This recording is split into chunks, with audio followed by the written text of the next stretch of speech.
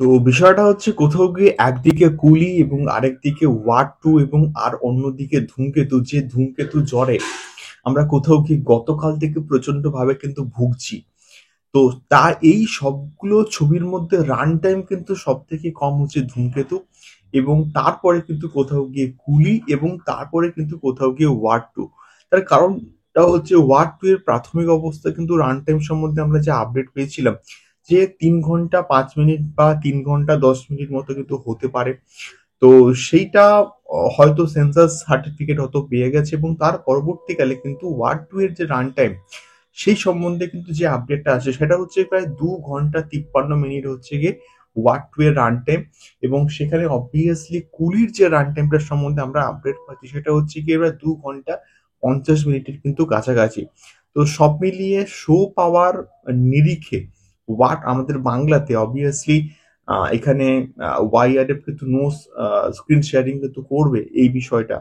প্রায় অনেক একসঙ্গে অনেকগুলো স্ক্রিনে কিন্তু কোথাও গিয়ে ওয়ার টু মুক্তি পাবে, কিন্তু সেখানে ওয়ার টু এর সঙ্গে কিন্তু আমাদের, বিশেষ করে আমাদের ওয়েস্ট বেঙ্গলে ধূমকেতুর একটা কিন্তু ক্ল্যাশ হবে, এবং ধূমকেতুর সঙ্গে কুলির হয়তো অতটাও ক্ল্যাশ নাও হতে পারে, বাট স্টিল ওয়ার টু এর সঙ্গে আমাদের ধূমকেতুর কিন্তু শো পাওয়া নিয়ে একটা কিন্তু বিশাল বড় লড়াই হতে পারে।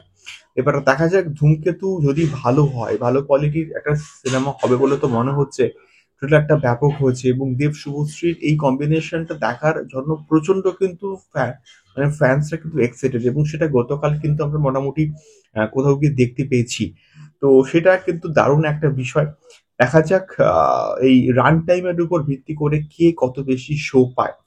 সেকেন্ডলি যে বিষয়টাকে নিয়ে কথা বলবো সেটা হচ্ছে গিয়ে সলমান খানের আপকামিং প্রজেক্ট, এবং যে পার্টিকুলার প্রজেক্টটার জন্য আমি মুখিয়ে বসে আছি, বিশেষ করে গালওয়ান ভ্যালি যে প্রজেক্টটা আছে সলমান খানের, সেই প্রজেক্টটা হয়ে যাওয়ার কমপ্লিট হয়ে যাওয়ার পরে কিন্তু সলমান খান কিন্তু আরো একটা প্রজেক্ট করবে, এবং সেটা কিন্তু পিরিয়ড থ্রিলার কিন্তু একটা প্রজেক্ট হতে পারে এমনটা কিন্তু আমরা শুনতে পাচ্ছি, এবং সেটা কিন্তু মহেশ নারায়ণনের সঙ্গে কিন্তু করবে, এবং তিনি একজন ভালো কিন্তু ডিরেক্টর।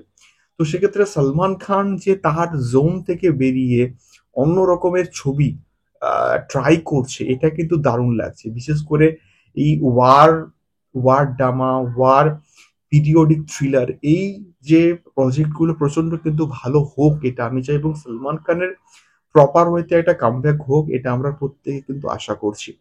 তো তোমাদের কি মতামত এই বিষয়গুলোকে নিয়ে অবশ্যই কিন্তু কমেন্ট করতে পারো। দেখা হচ্ছে পরবর্তী ভিডিওতে। টাটা।